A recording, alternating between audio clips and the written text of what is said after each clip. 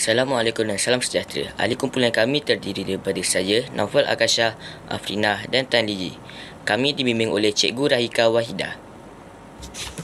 Tajuk projek kami ialah sabun organik yang diberi nama Miracle Vampu Soap. Antara pernyataan masalah tentang inovasi sabun ini ialah yang pertama, produk sabun yang sedia ada di pasaran mengandungi bahan kimia yang berbahaya. Kedua, kesedaran masyarakat yang rendah tentang kelebihan penggunaan herba-herba dalam penghasilan sabun organik. Ketiga, produk sabun organik yang sedia ada di pasaran mempunyai harga yang mahal. Disebabkan oleh masalah yang dinyatakan tadi, objektif kami dalam inovasi tersebut adalah untuk menghasilkan sabun yang tidak mempunyai bahan kimia yang berbahaya. Kedua, menghasilkan sabun yang tidak berbuih secara berlebihan. Yang ketiga, mendidik masyarakat tentang penggunaan Azadirachta indica dan Moringa oleifera untuk menghasilkan sabun organik. Yang terakhir, menghasilkan produk dengan menggunakan herba yang lebih murah. Berdasarkan pernyataan masalah dan objektif yang telah dinyatakan, kumpulan kami menggunakan Azadirachta indica dan Moringa oleifera untuk menghasilkan produk sabun organik. Azadirachta indica mengandungi bahan bioaktif nimbin dan selenin, manakala Moringa oleifera mengandungi bahan bioaktif tannin, flavonoid dan asid oleik.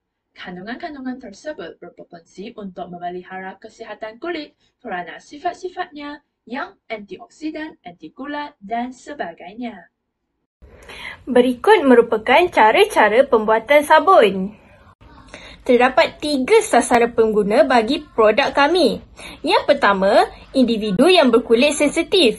Mereka pasti akan mencari produk sabun yang tidak mengandungi bahan kimia seperti SLS dan pewangi sintetik. Yang kedua, ibu bapa untuk kegunaan bayi atau kanak-kanak. Mereka akan mencari sabun organik yang selamat kepada kulit bayi atau kanak-kanak. Ketiga, individu yang cinta akan alam sekitar. Mereka pasti prihatin akan impak produk terhadap alam sekitar. Mereka juga lebih suka produk yang biodegradable. Penciptaan sabun Miracle Vampu Soap ini akan memberikan pelbagai impak positif terhadap masyarakat. Pertama sekali, sabun ini dapat membantu merawat serta mengubati penyakit kulit seperti cacar air, eksema, kudis dan penyakit kulit yang lain. Selain itu, sabun ini juga mempunyai harga pasaran yang terjangkau. Secara tidak langsung, masyarakat dapat menjimatkan wang mereka untuk pembelajaran seharian.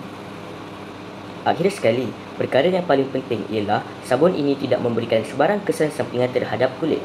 Hal ini kerana sabun ini hanya diperbuat daripada bahan-bahan yang organik. Kumpulan kami telah melakukan 2 jenis ujian. Yang pertama, ujian ketinggian buih. Ujian ketinggian buih diulang sebanyak 4 kali. Setiap ujian menggunakan berat sabun yang malar iaitu 0.5 gram.